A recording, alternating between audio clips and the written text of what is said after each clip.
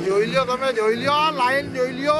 આ પછી દરિયામાં કાં રહેશે? આ અમારા નુકસાન જોઈ લ્યો કર્યો. આ જોઈ લ્યો. આ સરકારને કહો કે આ લાઈનો બંધ કરાવે. આ જોઈ લ્યો તમે, લાઈનો જોઈ લ્યો. અમારા જાનના કટકા કટકા કરી નાખ્યા. આ જોઈ લ્યો તમે, જોઈ લ્યો. સરકારને કહો કે આ લાઈનો બંધ કરાવે બાપા, બાકી અમે બરબાદ થઈ જશો. તમે જોઈ લ્યો, આ લાઈનો જોઈ લ્યો દરિયામાં કેમ ધંધો કરે. ટૂંકા માછી ધંધો કેમ કરી. આ જોઈ લ્યો, ઝાડ સમજાડીએ. જોઈ લ્યો, કટકા કટકા થઈ ગયા ઝાડના. આ ઘેડાવાળા 70 કે 80 બોટ છે. આ જજીત બોટવાળા ચોરવાની વાપર આમાં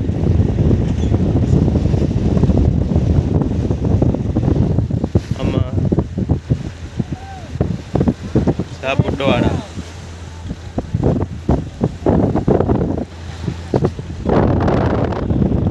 આ ઘેરાવાળા 70 કે 80 બોટ છે. કોઈને ધંધો કરવા દેતા.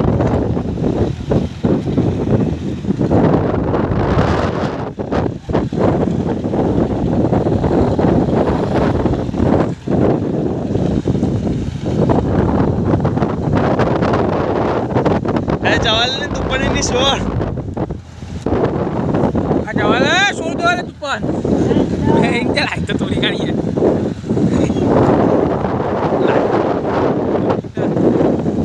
આપણે કઈ માછલા રાખા દરિયામાં?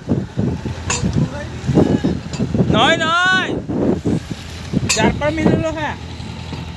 70 કે 80 બોટ આ છે. પહેલા ટોક દેખ જુજે છે જા.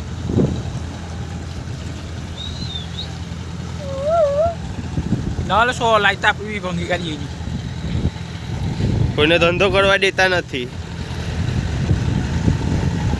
ગુજરાતમાં એ લોકોને મનાય છે ઘેરાવાળાને કોઈ ગુજરાતમાં કરીએ ચોરવાની વાપર ચડતા જ જાય છે લોકો. હજી વાપર ચડશે.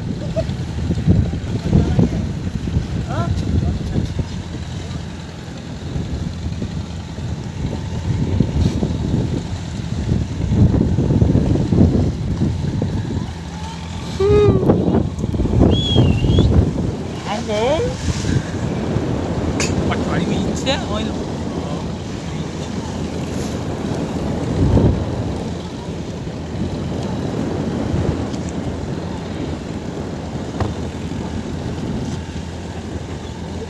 જા હા એમ છે હો. આ પાણીમાં લાઈટો મૂકેલી. પાણી જો ખાલી પાણી આખા લીલા લીલા પાણી કરી નાખે. પછી આ માછલા રાખે.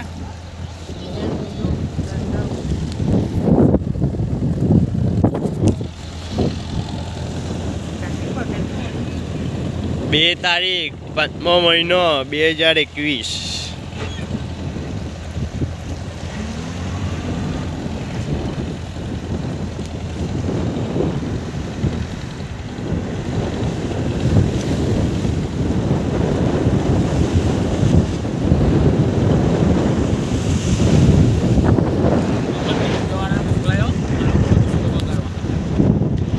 કોના છે? એ કોના છે? મહારાષ્ટ્ર.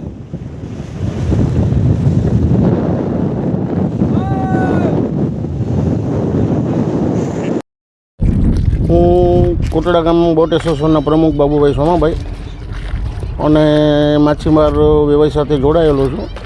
અને આ છેલ્લા 2 વર્ષમાં બહારની બોટો લાઇન ફિશિંગ, લાઇટ ફિશિંગ અને ઘણા સમય ત્યાં મારે છે. તો અમારા ફિશરમેનોની હાલત એવી ખરાબ છે કે ભાઈ આ લાઇટ ફિશિંગનો એટલું નુકસાન થાય છે કે અમારી બોટો ક્યાંય મચ્છી મારી શકતા નથી.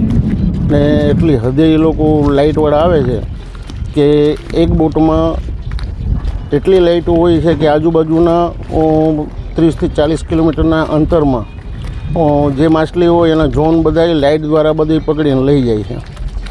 પ્લસ ગુજરાતની બોટો લાઇન ફિશિંગ કરવા બી આવે છે. તો એના કારણોસર નાની માછલીનો નાશ થાય છે. એટલે અમારી બોટોની ગંભીર હાલત થઈ છે અત્યાર સુધીની.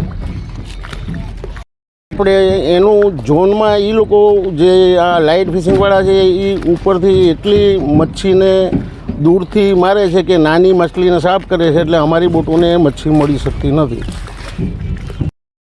અમારે ટ્રોલિંગ ફિશિંગ હોય છે, પણ અમારી બોટ સિંગલ ધંધો કરી શકે છે ને. એ એક લાઇટ આવે એની પાછળ એ લોકોની 4 બોટ સાઈડમાંથી 2-2 કિલોમીટરના અંતરે એ લોકો એના પેરા ફિશિંગ કહેવામાં આવે છે. એ પેરા ફિશિંગથી અમારી પરિસ્થિતિ બહુ ગંભીરતા થાય છે કે એક એ લોકોની 4 બોટની જગ્યાએ અમારી 50 બોટની પાછળ એ લોકો માલ મારી જાય છે.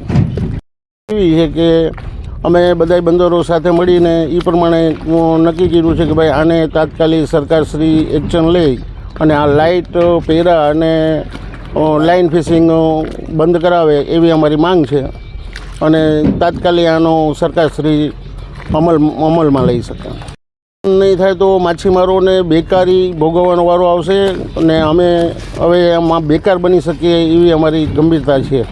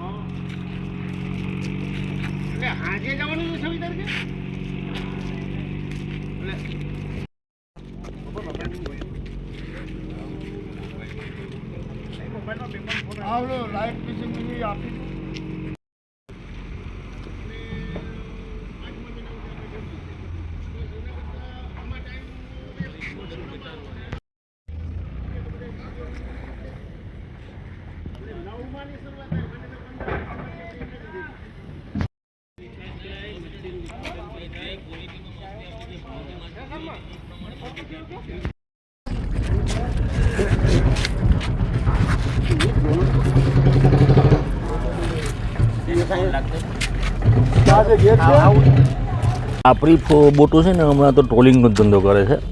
એટલે ટ્રોલિંગથી મિનિમમ એક બોટ છૂટી તાણતી હોય એટલે એમાં કોઈ બધાને થોડી માછલી મળતી હોય છે. આ લોકો શું છે બહારની જે બોટો આવે જાણે કે બોમ્બે સાઈડની એ બધી લાઇનથી મતલબમાં 70-80 બોટ લાઇન કરતી હોય.